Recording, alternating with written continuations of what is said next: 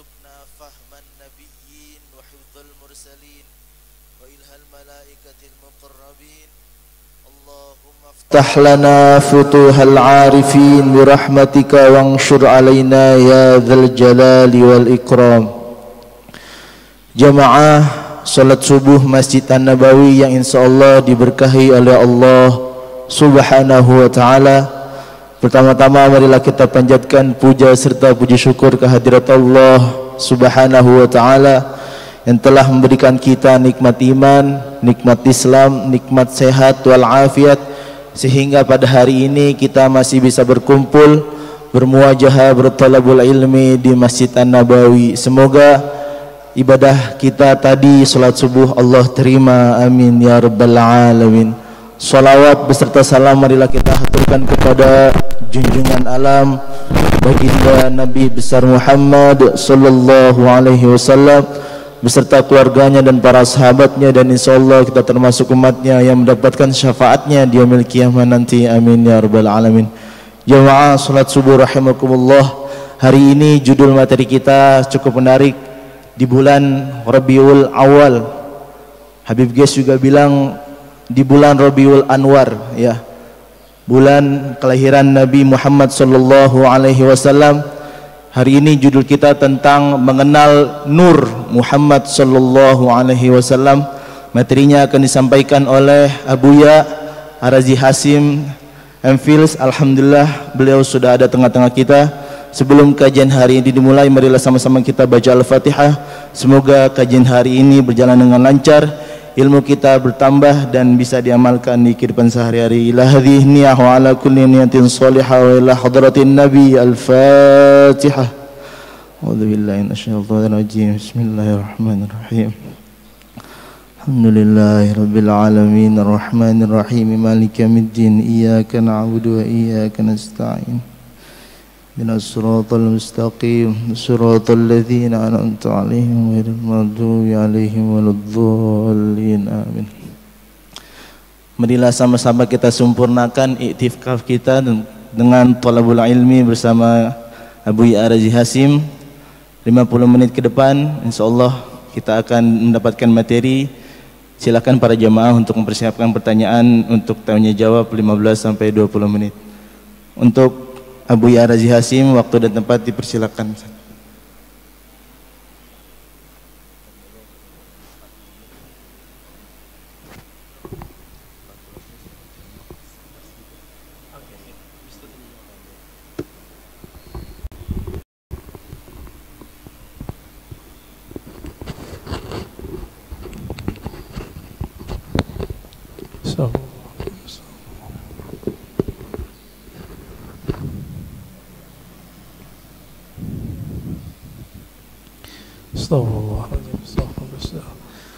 Assalamualaikum warahmatullahi wabarakatuh.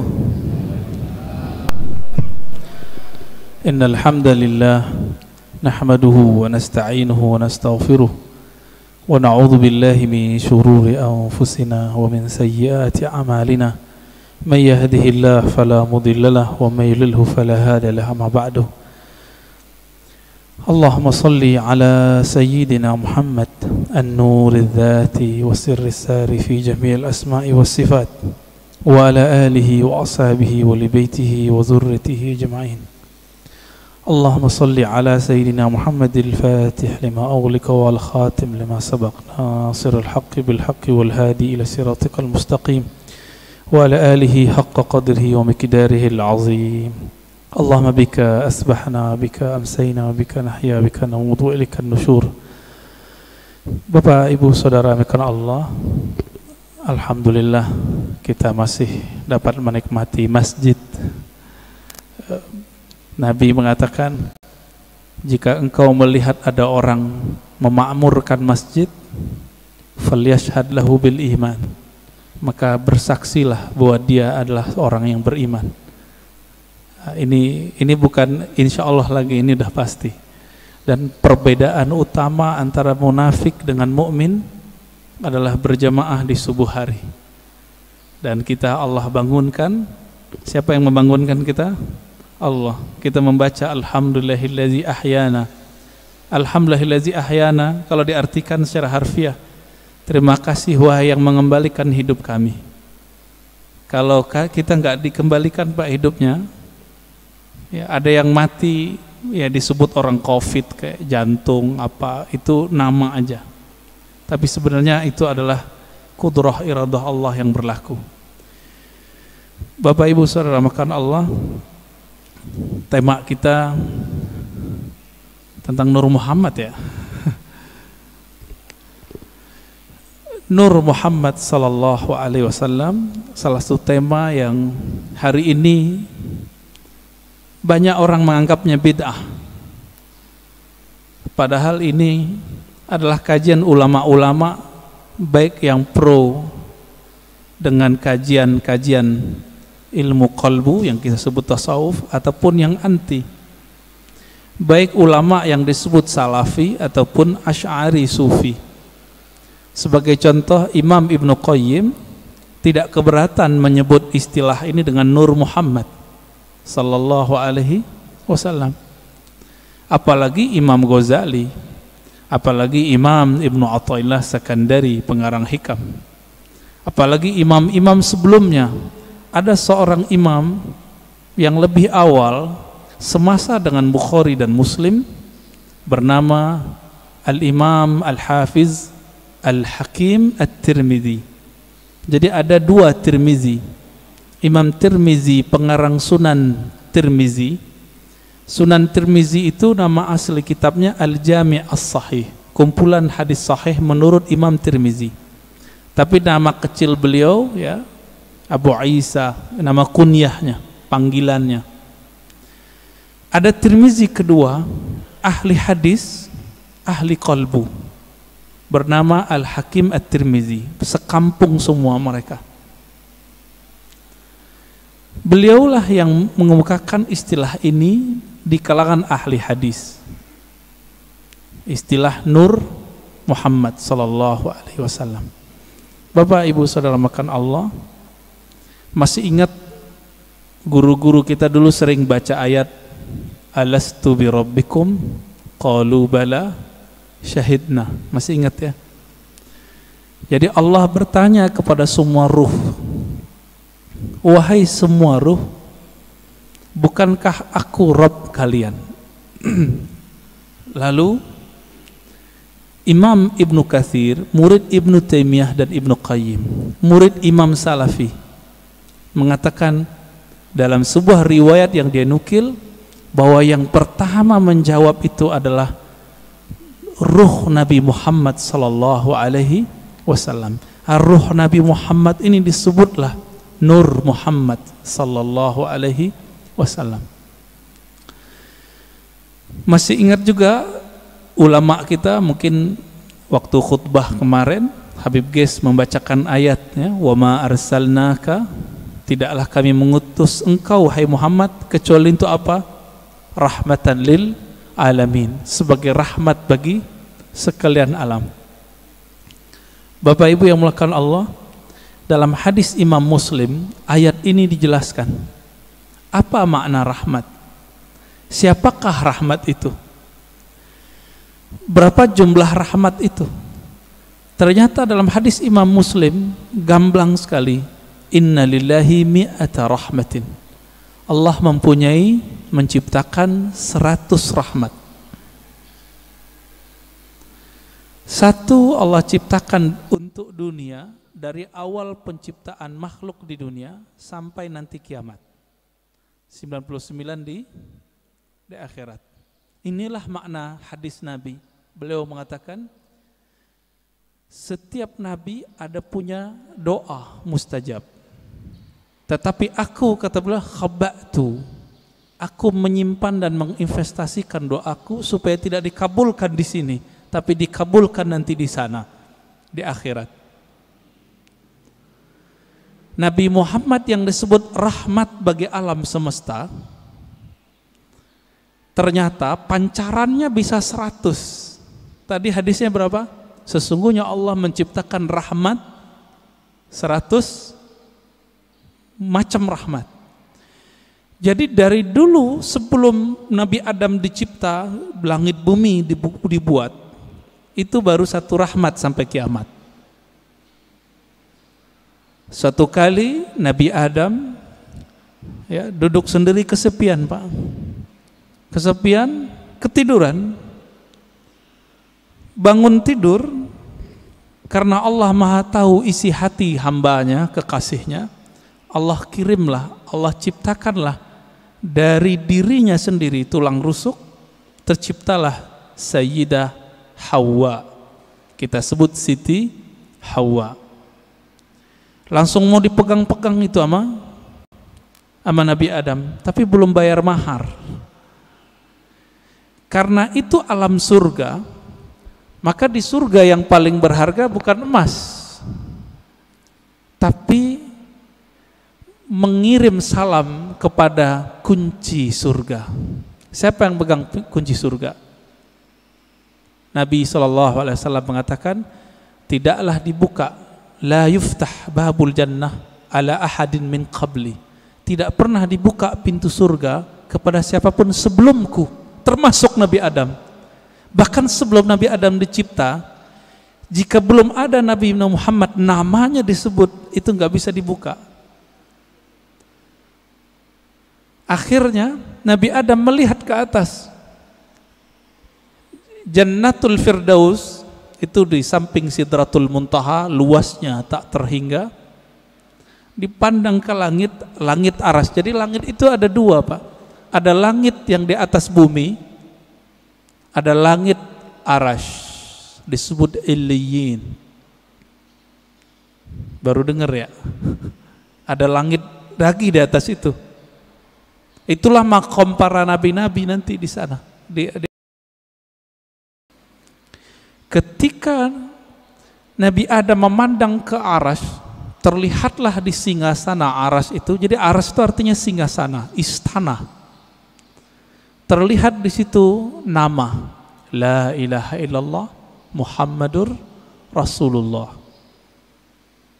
Maka Nabi Adam ketika ditanya oleh Allah, mana maharmu wahai Adam? Beliau bersalawat kepada yang ada namanya, Allahumma salli ala Muhammad, atau di riwayat lain sallallahu ala Ahmad. Allahumma salli ala Ahmad, karena belum lahir fisiknya disebut Ahmad. Lalu dikatakan dalam riwayat Imam Tirmizi, Imam Al-Hakim ya, Imam Al-Hakim An-Naisaburi dalam kitabnya Al-Musadrak, dan menurut beliau hadis ini sahih. Apa kata beliau? Allah bertanya kepada Nabi Adam, sedangkan Allah tanpa nanya sebenarnya sudah tahu.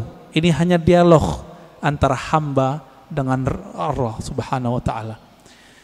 Apa kata Allah? Hei Adam, kenapa kamu bisa bersalawat kepada Muhammad? Kamu tahu dari mana Muhammad? Jawaban Nabi Adam, ya Rabb, ketika aku memandang ke langit arasmu, aku memandang di situ ada nama Muhammad setelah namamu. Maka aku pastikan, aku yakini pasti itu orang lebih mulia dariku. Lalu aku bersolawat kepadanya. Jadi lebih tua Nabi Adam atau Nabi Muhammad? Kira-kira lebih tua mana, Pak? Secara biologis tua Nabi Adam, tapi secara nur lebih tua Nabi Muhammad SAW. Lalu Allah mengatakan, laula Muhammad ma khalaqtuka ya Adam. Kalau bukan karena Muhammad itu wahai Adam, aku tidak pernah ciptakan engkau. Inilah makna karena Nabi Muhammad, Nabi Adam dapat rahmat.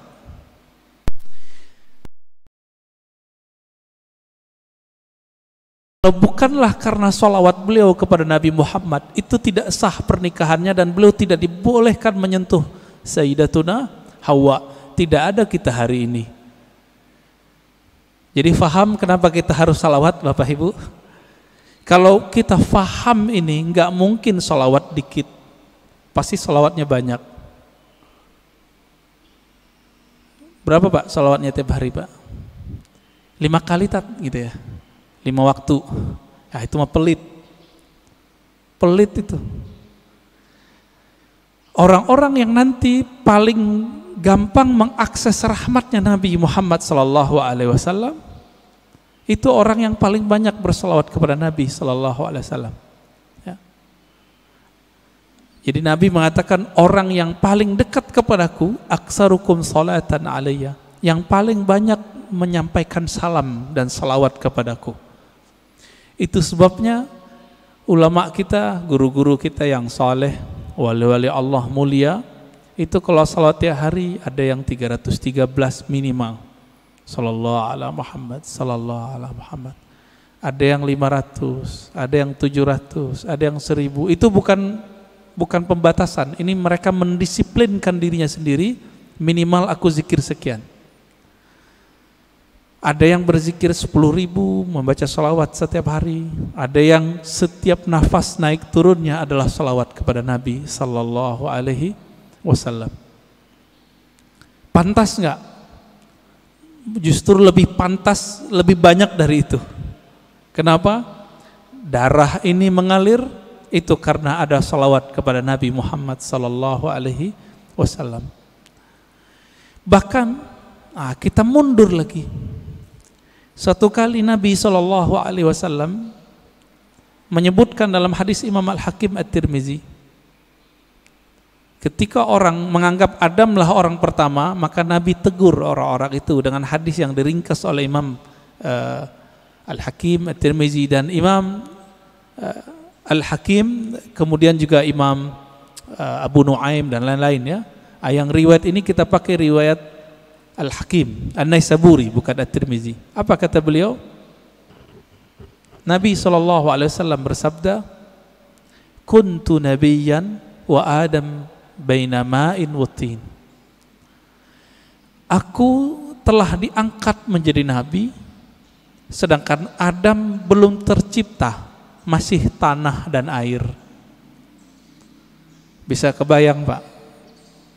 Berarti Nabi Muhammad SAW sudah jadi nabi, alam semesta belum dicipta. Beliaulah alam pertama yang dicipta. Oleh karena itu dalam kalam-kalam ilhami yang didapat oleh ulama-ulama kita, ada dialog Allah Subhanahu wa taala dengan dirinya. Beberapa ulama mengatakan ini hadis. Saya teliti, ini bukan hadis yang bersambung. Ini hanya kalam-kalam ilhami. Apa kata Allah Ta'ala? Kuntu kanzan makhfiyan. Aku adalah perbendaharaan yang tersembunyi. Yang disebut dalam hadis Bukhari, Kanallahu wa la syai'a ma'ah. Allah ada, tiada satu pun bersamanya. Rahasia, sangat rahasia. Lalu Allah mengatakan, fa ahbabtu an u'rafa. Lalu aku ingin dikenal, aku cinta dikenal. Jadi yang boleh narsis itu cuma Allah. Yang boleh suka popularitas itu cuma Allah. Karena Allah punya rahasia disebut kanz, kanzan makhfiyan. Aku ingin dikenal, fa khalaqtul khalqa. Aku ciptakanlah makhluk. Siapa makhluk pertama? Allah ciptakanlah apa yang kita sebut dengan tiupan pertamanya. Allah meniup. Ini jangan salah faham. Ini contoh ayatnya. Fanafakhtu fihi min ruhi. Aku tiupkan dari rohku. Allah menyebut zatnya, rohnya. Maka Allah menamakan zatnya dengan roh, ruh. Hembusannya itu menjadilah apa yang kita sebut sekarang dengan Nur Muhammad sallallahu alaihi wasallam. Tapi sebelum Nur Muhammad, Allah itu mengenalkan dirinya bahwa dialah Ahad. Qul huwallahu ahad. Jadi hadis kalam ilhami tadi semuanya ada di surat Al-Ikhlas ketika Allah mengatakan Qul huwa. Kenapa bukan Allah dulu tapi huwa dulu? Dalam tradisi bahasa Arab, kata yang zahir mesti lebih awal daripada kata ganti. Huwa artinya dia. Apa arti dia? Ini kata ganti. Allah nama yang zahir. Oleh karena itu Imam Abdul Qahir Al-Baghdadi, Imam Ahlus Sunnah mengatakan, kalau ayat ini dimulai dari huwa, bukan Allah, seperti ayat kursi, Allahu la ilaha illa hu, berarti huwa itu bukan nama ganti. Huwa itu adalah nama asli Allah Subhanahu wa ta'ala. Disebut nama zahir juga Pak, nama yang nyata. Huwa itu bahasa Arab artinya dia. Bapak kalau sebut dia dalam bahasa kita, maknanya mirip dalam bahasa Arab. Saya bilang dia, orangnya tampak enggak oleh mata? Ya. Tadi saya ngobrol sama beliau nih. Kita cerita tentang Habib Qais, beliau khutbah. Kelihatan enggak sekarang orangnya? Enggak, berarti tidak terlihat oleh fisik. Maksud dari kata dia, Allah itu tidak bisa dicapai oleh pandangan fisik, pendengaran fisik, semua yang berkaitan dengan indrawi. Itulah makna huwa. Oleh karena itu ulama kita yang ahli qalbu sepakat huwa nama Allah. Jadi jangan heran nanti ketemu kiai-kiai Betawi lama, kiai-kiai Banten, kiai-kiai Jawa lama, kiai-kiai Sumatera, mereka berzikir hu Allah. Ya, hu itu surat Al-Ikhlas itu Pak. Bukan bid'ah, diambil ayat itu huwallah. Bid'ah enggak tuh? Ngambil dari surah Al-Ikhlas kok. Ya, kalau ada sahabat kita yang mengatakan bid'ah, mungkin pensyarahan ini belum sampai kepada beliau. Kitab-kitab mengenai ini banyak. Al-Ibda ya, fi Madaril Ibtida, itu menjelaskan perdebatan ulama tentang zikir hu boleh atau tidak. Setelah dibid'ahkan oleh Ibnu Taimiyah, dibalas oleh yang lebih senior oleh Ibnu Taimiyah, namanya Ibnu Athaillah Sekandari. Finalnya itu boleh, bahkan disyariatkan, masyru', begitu bahasa Arabnya. Jadi jangan terjebak di situ. Huwa itulah yang disebut kanzan makhfiyan, perbendaharaan yang tersembunyi. Coba lihat Bapak Saudara makan Allah. Allah itu dalam surat Taha berkata kepada Sayyidina Musa, "Hei Musa, innani anallah." Masih ingat? Ayat 14. Surat 20 ayat 14. Innani anallah. Sesungguhnya akulah Allah. Berarti Allah menyebut di sini nama zatnya dengan ana. Sesungguhnya akulah Allah. Maka Nabi Musa diperkenalkan oleh Allah dengan nama yang baru, Allah. Itu sebabnya orang-orang Yahudi memanggil Allah itu dengan panggilan El. Allah itu bahasa Arab Pak. Dalam bahasa Ibrani El. Siapa yang menjelaskan ini? Ada tokoh orientalis dari Australia, tetangga kita, namanya Arthur Jeffrey. Bisa 19 bahasa Pak. Tapi sampai mati dia nggak percaya Quran dari Allah. Meneliti Quran, meneliti hadis, tapi nggak percaya bahwa Al-Quran dari Allah. Emang hidayah itu nggak masuk ke akal, hidayah itu masuk ke kolbu.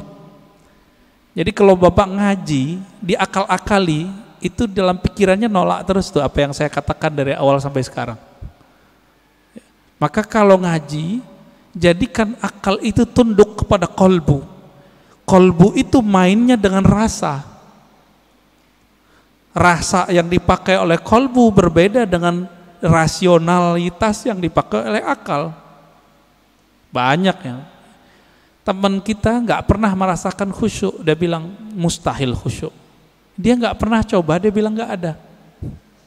Ya, sama kayak orang nggak menikah, nggak tahu nikmatnya malam pertama, dia bilang nggak ada tuh nikmatnya nikah. Mirip-mirip begitulah kira-kira. Bapak Ibu Saudara makan Allah, jadi ketika disebut huwallah, huwa itu adalah perbendaharaan yang tersembunyi. Lalu Allah mengenalkan dirinya menjadi Allah. Nah, proses dari huwa ke Allah ini panjang.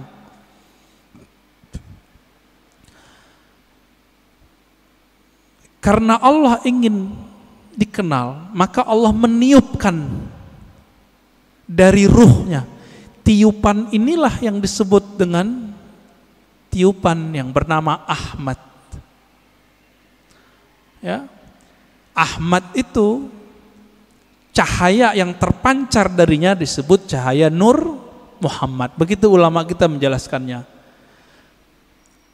Inti dari Ahmad itu adalah nurnya.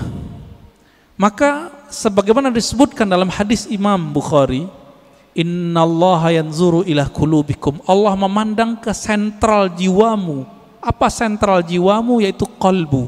Qalbunya Ahmad adalah Nur Muhammad. Maka Allah pandanglah nur itu. Pernah enggak Bapak Ibu saudara makan Allah, waktu dulu kita sekolah, kita dipelototin oleh guru kita? Keringetan enggak? Keringetan ya?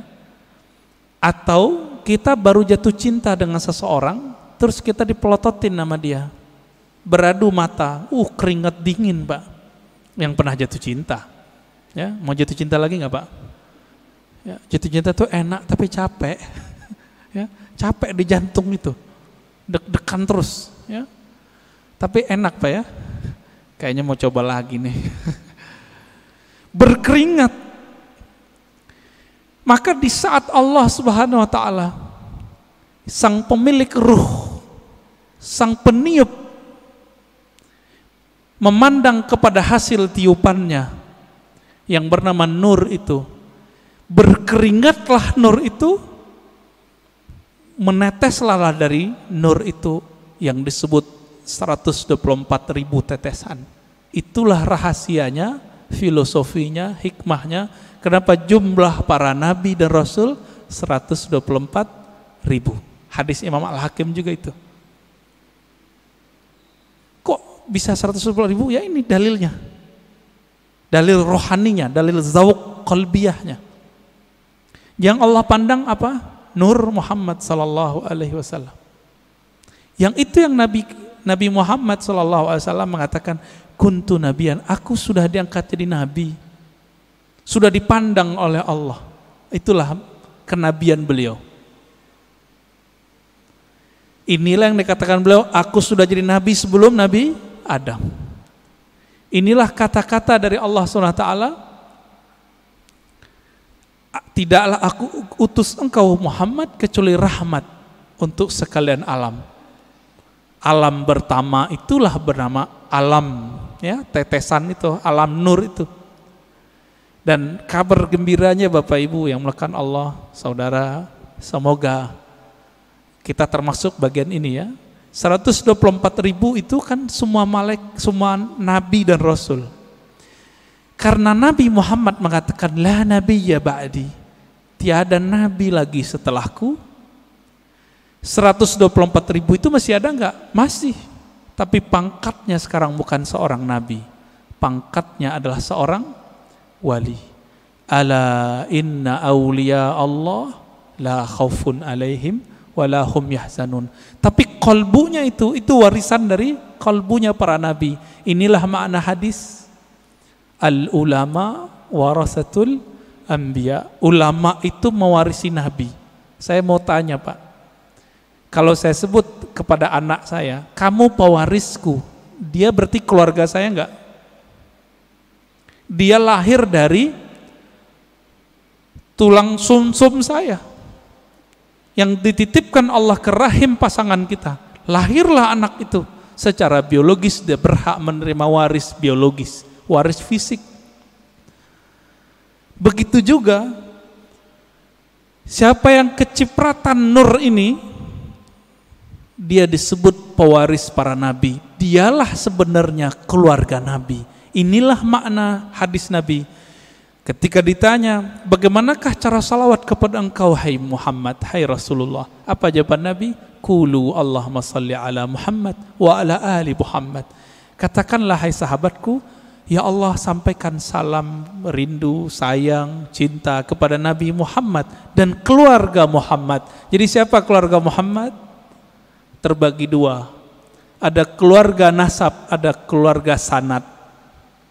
Siapa keluarga Muhammad sallallahu alaihi wasallam? Dua. Ini kan enggak Habib semua nih. Habib paling Habib guys doang ya enggak? Ya. Habib fulan, ya. Mereka dapat kemuliaan menjadi Habib. Bapak menyesal enggak? Protes enggak kepada Allah? Kok enggak terlahir sebagai Habib? Protes enggak, Pak? Enggak boleh protes kita. Ya. Kenapa dia terlahir sebagai Habib, kenapa kita tidak? Itu ada rahasianya di alam tadi. Kenapa hari ini ada orang beriman, ada yang tidak? Itu rahasianya di sana semua. Kenapa orang sekarang ada yang jadi ulama, ada yang menjadi ubaru? Ya, Bapak ini ubaru Pak ulama? Ubaru ya, ubannya baru tumbuh maksudnya. Kenapa? Itu rahasianya di sana semua. Di sana semua Pak. Ketika Allah memandang kepada Ahmad Nur Muhammad ini, yang dipandangkan nurnya. Nur ini kalau menetes ke dalam kalbu kita, makanya orang-orang ini akan rindu kepada Nabi Muhammad sallallahu alaihi wasallam. Akan rindu kepada yang meniupkan roh Nabi Muhammad sallallahu alaihi wasallam. Kerinduan ini yang tak terhingga, ya, enggak ada habis-habisnya itu. Inilah makna dari surat Zariyat, wa ma khalaqtul jinna wal insa illa liya'budun. Biasa orang terjemahkan enggak ada efeknya, Pak. Apa terjemahan biasa? Tiadalah aku ciptakan jin dan manusia kecuali untuk menyembahku. Wah, itu mah biasa terjemahannya. Kita terusin. Menyembah itu artinya menjadikan diri kita budaknya. Menjadikan diri kita manut kepadanya. Bapak, maukah mengikuti seseorang yang kita nggak kenal dia? Mau nggak? Mau nggak? Nggak mau. Kenapa kita nggak mau? Ya, gue nggak kenal, ngapain ikut kan gitu. Yang saya ikuti, yang saya kenal bahwa dia mempunyai wibawa kepemimpinan, wibawa apa tertentu lah. Kalau nggak kenal, untuk apa? Maka makna liya'budun, tidak aku ciptakan jin dan manusia kecuali untuk menyembahku. Ibnu Abbas, ini saya sering sampaikan, mengatakan ya'budun artinya mengenal aku. Tidaklah aku ciptakan engkau jin dan manusia kecuali untuk mengenal aku. Orang kalau kenal Nabi Muhammad baru mencintai Nabi Muhammad. Orang kalau kenal Rabbu Muhammad, pencipta Nabi Muhammad, baru menyembah Allah Subhanahu wa ta'ala. Kita karena memandang kekasih kita, pasangan kita, kita jatuh cinta kepadanya, lalu kita siap bersamanya. Kita siap menghabiskan apa yang kita punya untuknya. Ini enggak kenal Allah, pantas susah tahajud. Enggak kenal Allah, pantas susah baca Quran. Enggak kenal yang nurunin Quran, gimana menikmati surat cinta dari Allah? Setiap Allah mengatakan, ya ayyuhallazina amanu, itu panggilan cinta, Pak. Hei orang-orang yang percaya kepadaku. Itu panggilan cinta itu. Ini tanya nih bapak-bapak yang dulu belum ketemu handphone, jatuh cinta dulu, kirim surat sama kekasih. Gimana Pak? Surat, baca suratnya gemetar nggak? Gemetar. Ibu-ibu tanya di belakang, dapat surat cinta pertama bisa nangis loh. Disimpan rapi-rapi di lemari. Kalau supaya nggak ketahuan sama orang tua, disimpan. Ya, di bagian tertentu. Enggak bisa juga, kata ustadz kita, disimpan di hati, ustadz. Ya. Begitu kalau kita bisa menghargai surat cinta dari kekasih fisik, kekasih biologis, sedemikian rupa, kenapa tidak bisa menghargai surat cinta ini melebihi itu? Ini kan aneh. Berarti nggak kenal kepada yang mengirim surat cinta. Karena tidak kenal, apa yang terjadi? Kita meremehkan surat itu. Bapak Ibu Saudara makan Allah, ini baru sekelumit kita cerita tentang Nur Muhammad sallallahu alaihi wasallam. Nah, Bapak itu dapat tuh pancarannya, makanya bisa sholat subuh di sini, mau bangun, dapat kepercik Pak. Cuma kepercik bagian keberapa saya nggak tahu. Itu yang ahli Nabi Muhammad dan pewaris Nabi Muhammad yang paling utuh, yang disebut Al-Imam Al-Mahdi. Hanya beliau berdua lah yang mengerti. Ini nih kita pancaran keberapa ini? Kalau emang ada, kalau enggak zombie Pak. Zombie, Bapak tahu zombie? Nah, ini yang disebut khawarij di zaman Rasulullah. Dia sholat sama kita tapi ganasnya bukan main. Ya. Beda sama dia kafir. Ya, beda dengan amalannya musyrik. Berpakaian agama, tapi Nabi mengatakan Al-Quran yang dia baca tidak tembus sampai ke dadanya. Gak dapat nur deh. Gak dapat nur. Maka dulu guru kita mengatakan orang-orang yang gak dapat nur ini la naura fi wajhi, di wajahnya tidak ada ketenangan. Maka inilah, ini penutup untuk pengantar dari Nur Muhammad sallallahu alaihi wasallam. Nabi berdoa.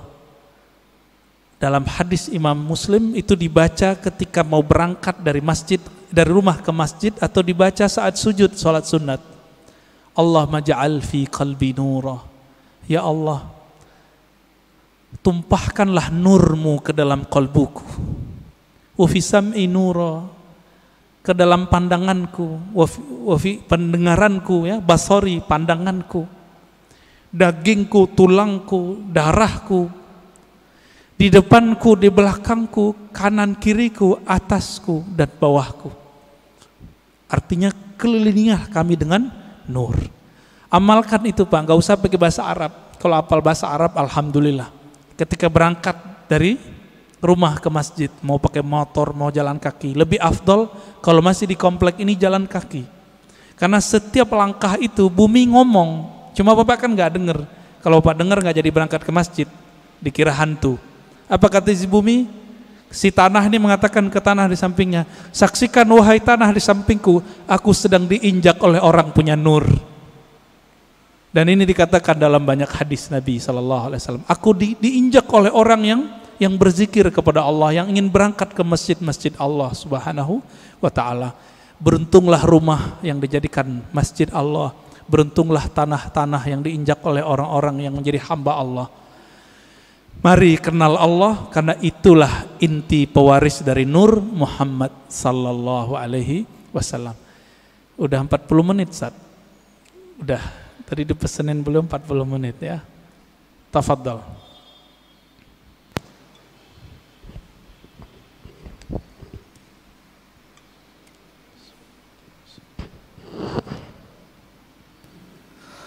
Alhamdulillahirabbil alamin. Terima kasih Buya atas materinya.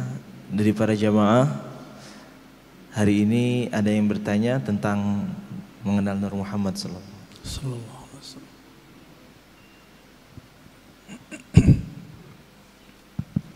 Bismillahirrahmanirrahim. Assalamualaikum warahmatullahi wabarakatuh. Waalaikumsalam warahmatullahi wabarakatuh. Makasih Buya. Dalam. Alhamdulillah. Cukup dalam Ustaz. Alhamdulillah. Ini kajian seperti ini menurut hemat saya jarang Ustaz ya. Alhamdulillah. Ini juga Ustadz juga, saya barusan bicara sama dia, memang kalau dakwah itu macam-macam Ustaz ya. Ada penyemangat, nah, macam Buya ini kan dalam nih. Menurut saya, ya itu tadi Buya katakan tadi, orang yang suka mengkafir-kafirkan, membid'ahkan itu kan banyak ya. Di sini juga ada Ustaz. Tuh, korban ya. Di sini ada Ustaz. Enggak, ini saya hanya nyampaikan. Di sini ada Ustaz. Iya, sebenarnya kalau kalimat kurban, iya juga sih. Iya juga sih Ustaz. iya, iya. Cuman tadi yang Buya katakan tadi, apa ya?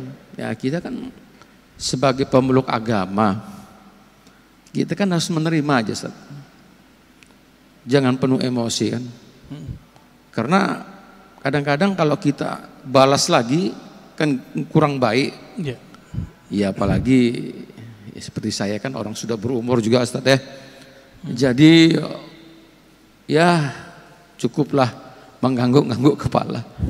Yang penting satu Ibu ya, ilmu yang saya dapatkan itu bertambah terus setiap hari. Pertanyaan saya Ustaz, Pak Buya, yang saya katakan ini tadi, orang-orang yang suka membid'ahkan itu, tapi saya lihat jarang melihat mengaji, tapi nggak tahu lah ya, mungkin bisa aja dia di Google dan lain sebagainya. Pertanyaan saya ini, orang yang selalu melihat Google itu, dia ambilnya dari sumbernya dari situ aja. Terus sekarang kan berargumen di WA. Ya. Ini seperti apa, Bu ya? Ya? Itu aja mungkin. Terima kasih. Assalamualaikum warahmatullahi wabarakatuh. Orang yang tidak berguru langsung kepada ahlinya tidak mendapatkan satu benefit rohani yang disebut dalam hadis Abu Dawud. Apa kata Nabi? Nadrallahu mra'an. Allah beri nadrah. Nadrah ini nama lain dari nawwara. Allah beri cahaya yang memancar di wajah. Nadrallahu mra'an, Allah akan pancarkan cahaya lewat wajah seseorang. Sami'a maqalati, yang mau berguru langsung mendengarkan hadisku. Orang Arab dulu kalau menyebut sami'a itu nggak mungkin online, nggak mungkin lewat Google, mesti berguru ke ahlinya. Nggak mungkin. Kenapa? Dulu disebut sama pasti hadir. Itu sebabnya Imam Syafi'i dulu tidak terima persaksian orang yang hadir di konser-konser musik yang musiknya ada kefasikan, ada penampilan orang buka aurat ya, bukan lagunya sebenarnya oleh Imam Syafi'i. Kenapa? Sami'ah, begitu kalimatnya, karena dia hadir. Mendengar itu dulu nggak mungkin lewat MP3. Jadi dulu orang mendengarkan musik, melihat para seniman-seniman musik itu dulu, dia sudah bermaksiat lahir batin. Bapak masih ingat kalau yang pernah ke Mesir, di Mesir itu ada tari perut, kebuka, ditonton itu Pak. Imam Syafi'i mengatakan orang yang nonton begitu gak diterima persaksiannya. Kalimat bahasa Arabnya sami'ah, karena sami'ah artinya dulu pasti offline, pasti ketemu langsung, tatap muka. Itu sebabnya juga ya dalam hadis ini, orang yang tidak mendengar langsung, nggak ada nur Pak di wajahnya. Lihat aja, nggak ada nadrah, nggak ada nadrah. Semakin dia tambah ilmu itu masuknya ke otak. Otak ini bekerja dengan akal. Sedangkan hidayah masuk ke kolbu. Beda tuh. Siapa yang mengatakan ini? Imam ahli hadis, ahli kolbu, Imam Abu Hafs As-Surawardi dalam kitab Awariful Ma'arif. Makanya banyak orang berilmu belum tentu dia punya hidayah di kolbunya. Kalau itu yang terjadi, tambah ilmu, tambah sombong. Jadi kalau dengerin kajian di YouTube, di TV-TV online, TV-TV satelit, apa yang terjadi? Wah, ini bahan nyalahin orang masjid nih. Setiap kali ngaji, wah ini bahan nih, wah ini bahan. Ketika dapat link-link di Google, link-link di YouTube, wah share di grup, ini bisa untuk membantah bid'ah yang ada di masjid. Jadi niatnya selalu untuk orang, bantah orang, bantah orang, bantah orang. Yang suka bantah dari dulu siapa? Dari semenjak alam semesta dicipta. Iblis. Ya. Yang suka bantah itu iblis, Pak. Yang suka bantah itu iblis. Makanya Nabi SAW mengatakan, ketika ada orang membantah Nabi, i'dil ya Muhammad, ittaqillah ya Muhammad. Muhammad, kamu berbuat adil lah. Loh, ada orang berani ngomong ke Nabi, engkau bertakwalah hai Muhammad, berbuat adil lah hai Muhammad. Apa kata Nabi? Akan muncul dari orang ini, akan muncul dari kelompok dia, sekelompok orang yang jika baca Quran dan Sunnah, padahal dia lancar baca Quran dan Sunnah, link-linknya lancar Pak, tapi tidak tembus imannya ke dalam kalbunya. Fa idza laqitumuhum faqtuluhum. Wah, ini yang berat ini.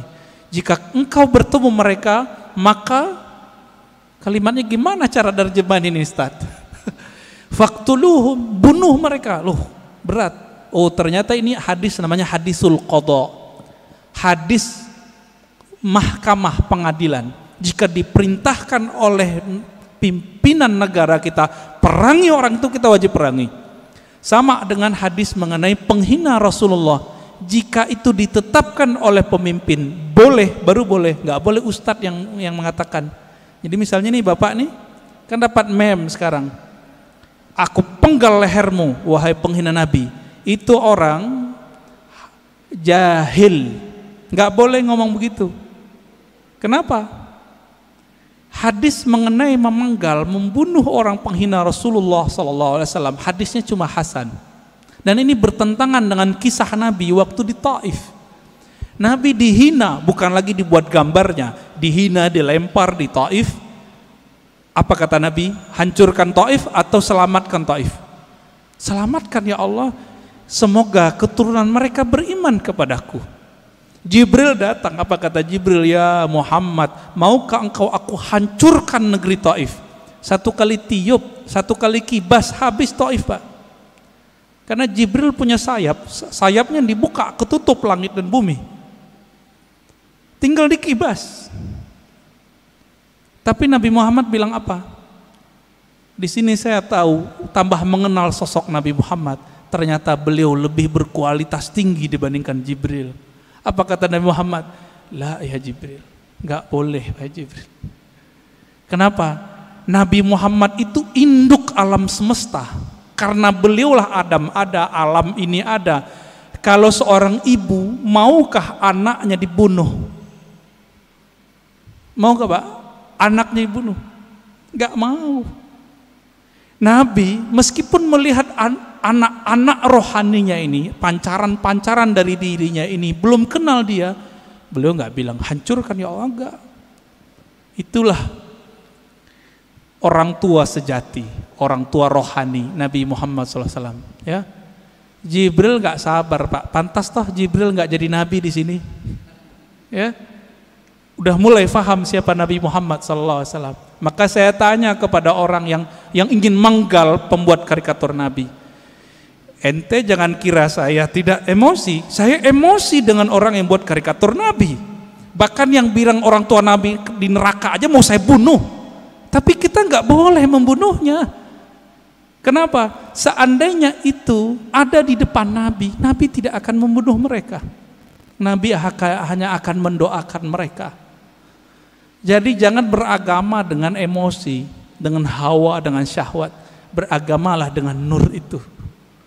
Saya kalau tiap bahas tentang itu Pak, suara naik. Tapi kolbu bilang turunin lagi, turunin lagi. Ada ustadz bilang orang tua Nabi masuk neraka. Aduh, kebakar kita Pak. Apalagi yang keturunan Rasulullah kayak Habib Ges, Habib Lutfi, Habib. Perasaannya gimana Pak? Kakek ente masuk neraka gitu. Anak neraka, cucu neraka, kira-kira gimana? Nggak punya perasaan mereka itu. Oh, hadisnya sahih. Iya, ini hadis sahih secara sanad, matannya tidak. Ilmu hadis itu bukan hanya ilmu tahu ini sahih tidak sahih, tapi juga ilmu tentang matannya. Ilmu matan hadis, wajib belajar akidah. Maka ciri-ciri orang yang menyimpang dari ahlus sunnah, membaca hadis tidak dengan kaidah akidah ahlus sunnah, fikih ahlus sunnah, dan ilmu tasawuf ahlus sunnah. Menyimpang dari itu, jadinya kayak mereka itu kurang ajar sama Rasulullah Sallallahu Alaihi Wasallam. Gimana Tad? Udah Tad? Baik. Bismillahirrahmanirrahim. kita tanyakan dari akun YouTube An-Nabawi TV, Ustaz. Jadi ada yang menyimak sekitar 70 situs yang nyimak streaming ini. Ada yang bertanya, Buya, bagaimana kiat dan syarat supaya kita mendapatkan syafaat Rasulullah Sallallahu Alaihi Wasallam? Terima kasih Buya atas jawabannya. Assalamualaikum warahmatullahi wabarakatuh. Ya, bagaimana kiat mendapat syafaat Nabi Sallallahu Alaihi Wasallam? Nabi itu syafaatnya macam-macam. Ada syafaat spesial, ada syafaat global. Mau yang mana? Spesial atau global? Kalau yang global, pemaksiat aja dapat. Ada di kolbunya cinta Nabi, dapat Pak. Bahkan orang yang mati belum sempat syahadat, di kolbunya ada ingin mengenal Muhammad sallallahu alaihi wasallam. Waktu sekarat Allah selamatkan dia. Allah selamatkan dia. Cuma kita kan nggak melihat alam rohani. Bapak kalau bisa melihat alam rohani, Bapak bisa lihat tuh orang-orang yang kata kita kafir, tapi sebenarnya dia udah lama mencari tentang sosok Nabi Muhammad. Dia itu Allah selamatkan itu. Ada orang yang pakar di sini, bisa pulang pergi Pak ke alam itu. Cuma kita nggak boleh buka rahasia ini rahasia Allah Subhanahu wa Ta'ala. Itu syafaat yang global. Apa kata Nabi? Syafaati li ahlil kabair min ummati. Hadis ini sahih. Pertolonganku juga didapatkan oleh orang-orang yang bermaksiat, bahkan kabair, dosa terbesar. Sebutkan dosa paling besar Pak di dunia selain syirik, dia dapat. Jadi kalau dosa aja bisa, apalagi cuma beda faham sama kawan, cuma karena beda faham hilang rahmat Allah bagi kita. Ya, langsung jadi ahli nar karena cuma bid'ah.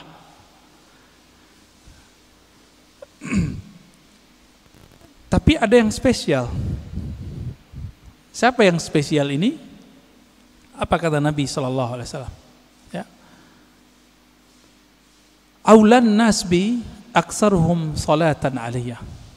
Orang yang paling spesial nanti di sampingku, yang aku cari mereka nanti adalah mereka-mereka yang paling banyak menyampaikan salam dan salawat kepadaku. Tadi saya sudah sampaikan Pak, salawat dan salam itu mesti kenal dulu, baru berasa, baru Pak kecanduan. Kalau kita udah senang sama seseorang, kita telepon terus, kita tanya kabarnya. Iya, itu dia. Maka bersolawatlah kepadanya. A'rif nabiyyak summa salli wa sallim alaih. Kenali nabimu, lalu salawat dan salamlah kepadanya. Itulah hakikat daripada mengikuti Nabi sallallahu alaihi wasallam. Pasti banyak. Dan ini jaminannya Rasulullah, bukan Ar-Razi, ya. Kalau saya nggak bisa menjamin, tapi kita punya sanad kepada sang penjamin. Nabi mengatakan kullu sanadin inqata'a ila sanadi. Semua sanad terputus kecuali sanadku. Dan ini jaminan Nabi sallallahu alaihi wasallam. Ya, tafadhal. Kalau syaratnya apa Ustaz? Syarat kan tadi ada kiat dan syarat. Kalau syaratnya? Syaratnya Nabi mengatakan man qala la ilaha illallah khalisan mukhlisan min qalbihi aw nafsihi. Siapa yang mengatakan la ilaha illallah dengan khalis itu membuang selain Allah dari kalbunya, itu dia. Ini yang disebut min qalbihi, syaratnya dari kalbu. Diriwayat Imam Al-Hakim dia katakan, ya, yusaddiq qalbuhu ala lisanihi wa lisanuhu ala qalbihi. Si kalbunya membenarkan lisannya, lisannya membenarkan kalbunya. Itulah zikirnya Nur Muhammad sallallahu alaihi wasallam, yaitu la ilaha illallah. Apa arti ilah? Tiada yang berhak dicinta, disembah kecuali Allah Subhanahu wa taala. Dan Nabi adalah orang yang paling menyembah Allah karena beliau yang paling mengenal Allah. Jadi syaratnya cuma satu, kenalilah Allah, kenalilah Rasulullah. Jadi kita dengan syafaat itu tergantung seberapa kualitas pengenalan kita kepada Allah dan Rasulullah sallallahu alaihi wasallam. Ya. Gitu Ustaz. Iya. Assalamualaikum warahmatullahi wabarakatuh. Assalamualaikum. Kita seringkali misalkan nih kesiangan subuh lah gitu ya. Ini gua gara-gara setan. Jadi seolah-olah setan itu lebih hebat dari kita gitu. Karena kita dikalahkan oleh setan. Kan sebetulnya tidak begitu menurut saya. Ya. Pertanyaannya adalah sebetulnya nur yang ada pada kita ini dengan kekuatan setan itu seperti apa sebetulnya? Iya. Karena kita seringkali tuh nyalahin setan sehingga yang ada nyesel. Kan mestinya ya Allah kenapa saya tidak bisa bangun subuh? Betul. Artinya dosa apa? Jadi kan lebih manfaat ketimbang nyalahin setan. Karena setan disalahin malah ketawa-ketawa aja, kata setan bukan gua, dasar lu aja malas kali. Iya. Bagaimana memahami antara tadi kan nur kita ini kan kelasnya kelas mana kita nggak tahu nih. Iya. Cuma seperti apa supaya kita tidak merasakan walaupun misalkan terlambat subuh, yang namanya terlambat kan jarang-jarang bukan tiap hari gitu kan. Nah bagaimana kita merasakan supaya walaupun terlambat kita nggak merasa sedih lah gitu. Iya, masih ada hiburannya. Syukran. Assalamualaikum pengen dihibur Pak ya. Iya. Terkadang ada orang yang udah bertahun-tahun selalu on time subuh, bahkan in time subuhnya.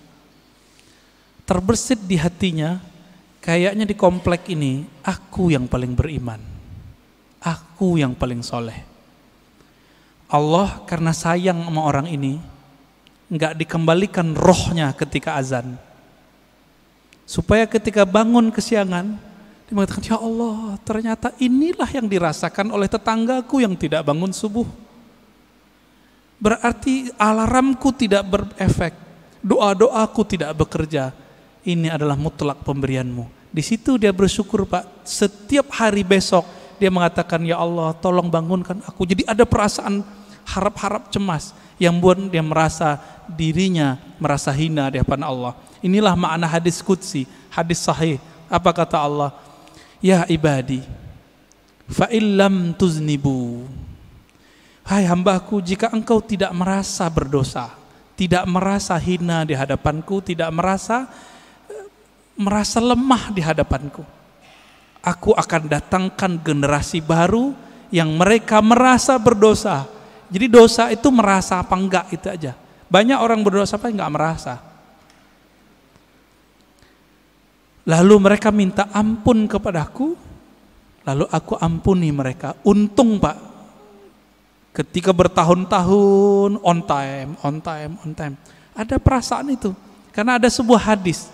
Ini hadis bukan untuk orang tapi untuk kita. Apa kata Nabi? 2 solat yang berat bagi orang munafik, yaitu al-isya was subuh. Isya dan subuh, hadis Bukhari. Akhirnya setan bilang, tuh tetanggamu munafik loh. Jadi setan ini jangan salah Pak, setan itu pernah berdebat dengan Allah. Jadi ilmunya tinggi. Ilmunya tinggi. Nggak cukup dengan ilmu-ilmu kita yang standar. Bapak ini misalnya udah jadi kiai, itu setannya punya ilmu di atas kiai itu.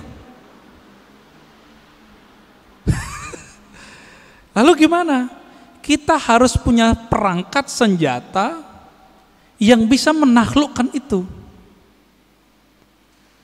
Masih ingat kisah Nabi Musa? Nabi Musa didatangi, hadis Sahih Bukhari, didatangi oleh Adam. Saya pernah cerita di sini kalau nggak salah. Oh belum kali ya, ini kan baru yang kedua ya. Apa kata iblis? Hei Musa, ente kan kalimullah, orang yang dialog dengan Allah. Ya, bilang dong ke Allah, aku mau tobat nih. Iblis pernah kepikiran mau tobat, karena iblis udah ditunjukin neraka itu kayak gimana Pak. Iblis loh ya. Jadi iblis aja kepikiran mau tobat, masa orang maksiat gak pikiran tobat? Lalu apa kata Musa? Bertanya Musa kepada Allah, lalu Allah sampaikan kepada Musa, sampaikan itu kepada iblis. Ya? Hei iblis, apa? Jika engkau ingin tobat, maka revisilah pembangkanganmu itu. Gimana cara merevisi pembangkangannya? Tuh, di sono tuh ada kuburan Adam, kakekku, tolong sujud kepadanya. Kira-kira jawaban iblis apa, Pak? Ogah gua. Dia hidup juga nggak mau sujud, apalagi udah bawa tanah. Tambah kufur, Pak. Inilah pribadi iblis. Jadi orang-orang yang iblisiyah ini, pewaris iblis, ngaji bukan nambah iman, nambah kufur. Ngaji bukan nambah rendah hati, nambah sombong. Apa kata si iblis waktu Nabi Adam masih hidup? Ana khairum minhu. Aneh kan lebih baik dari dia. Jadi kalau kita berani nih ngomong, Bapak mau ahlus sunnah, mau nggak ahlus sunnah? Bapak nih udah ngaku ahlus sunnah, terus merasa lebih baik daripada orang yang nyala-nyalain. Iblis juga itu. Jadi kita nggak boleh merasa itu meskipun kita benar. Ini yang dimaksud oleh Nabi, siapa yang berdebat meskipun dia tahu dia benar, dia tinggalkan perdebatannya, Allah taruh dia di tengah-tengah surga, wasatil jannah. Tapi dia tahu dia benar, orang ngajak debat dia nggak mau debat. Kalau tadi udah debat duluan, maka Allah taruh dia di tempat paling tinggi, yaitu Firdaus. Kenapa? Karena debat itu adalah karakter iblis yang jahil kepada Allah. Dia memandang Nabi Muhammad Adam, tapi dia tidak kenal nur yang ada di wajah Nabi Adam. Nur apa itu? Nur Muhammad. Tiupan Allahu Ahad itu ada di wajah Nabi Adam.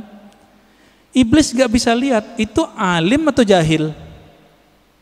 Yang ini gak akan bisa ditembus oleh iblis, Pak. Iblis minta izin kepada Allah. Ya Allah, tolong izinkan aku mengakses kolbunya manusia. Apa kata Allah? Enggak diizinkan ente. Tapi ente punya cara. Tidak langsung. Caranya apa? Tajri majrad dam. Kamu diizinkan mengakses lewat darah, tapi enggak boleh langsung ke jantung, karena jantung berhubungan dengan kolbu.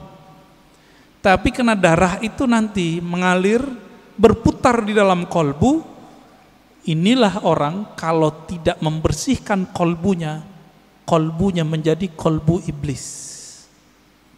Itulah yang nanti kalau dibiarkan Pak pribadi ini merasa lebih, nanti lama-lama dia berani nyalain orang, bahkan bunuh orang yang beda sama dia, bahkan ngebom orang yang beda faham sama dia. Nanti di akhir zaman, ini kan akhir zaman sudah, mereka akan menjadi tentara Dajjal. Inilah yang masuk dalam imajinasi para pembuat seniman-seniman itu, jadi zombie. Zombie itu adalah karakter dari atba'ud Dajjal. Nggak ada iman di kolbunya. Hati-hati, Pak. Ya, maka pandanglah kolbu itu, bersihkan tiap hari. Jadi kalau mau istighfar, nggak hanya istighfar zahir, istighfar kolbu. Kalau kita udah masuk istighfar kolbu, siapa aja ngomong kita dengerin, siapa yang ngajar kita dengerin. Khotibnya nggak menarik, tetap kita doain. Tapi kalau iblis bersarang di kolbu lewat darah itu, karena dia bisa menguasai darah di mata, dia akan bilang, khotib bodoh, gitu Pak. Mulai itu. Walaupun Bapak ini ahlu sunnah aswaja katanya, kolbunya sudah jadi kolbu setan. Jadi jangan heran banyak nanti dai-dai yang katanya berpakaian aswaja ahlu sunnah, tapi kolbunya sudah kolbu iblis. Apalagi yang bukan ahlus sunnah. Semoga Allah melindungi kolbu kita. Amin ya rabbal alamin. Ya. Khalas. Ya. Udah. Ya. Nggak tahu nih, terserah Pak Antum aja deh.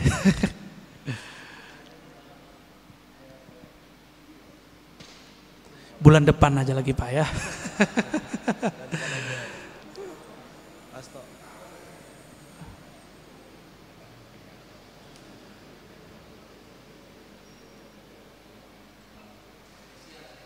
Taib. Ini ashabul yamin ini ya. Orang kanan saya Pak. Nanti Bapak harus pindah ke sini Pak. Ya, Bismillahirrahmanirrahim. Assalamualaikum warahmatullahi wabarakatuh. Assalamualaikum warahmatullahi wabarakatuh. Ini pada waktu awal tadi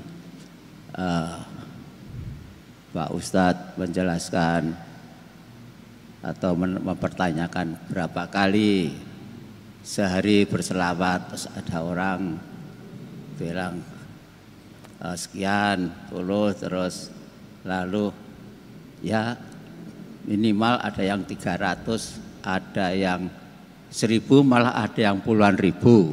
Nah, yang menjadi pertanyaan, sebetulnya kalau ada ustadz-ustadz pernah ceramah di sini ya, bahwa Allah itu sebetulnya tidak senang yang berlebih-lebihan. Itu yang pernah saya ingat. Terus yang kedua kali, kalau orang merasa, wah saya kalau selawat bisa sekian puluh ribu, itu kan menimbulkan kesombongan. Padahal sombong itu juga sebetulnya dilarang. Tunggu dulu Pak. Apa? Bapak tahu dari mana orangnya sombong? Lo kan misalkan dia pas kumpul-kumpul, wah misalkan ini apa namanya? Itu namanya suudzon, buruk sangka, itu nggak boleh. Ya tapi dia kan terus menyombongkan diri, oh saya kuat sekian, misalkan kan itu kan menyombongkan diri. Belum tentu. Oh belum tentu. Ya ini kan namanya aja penilaian saya, karena itu suudzon namanya. Ya itu kan namanya kan berlebih-lebihan. Enggak.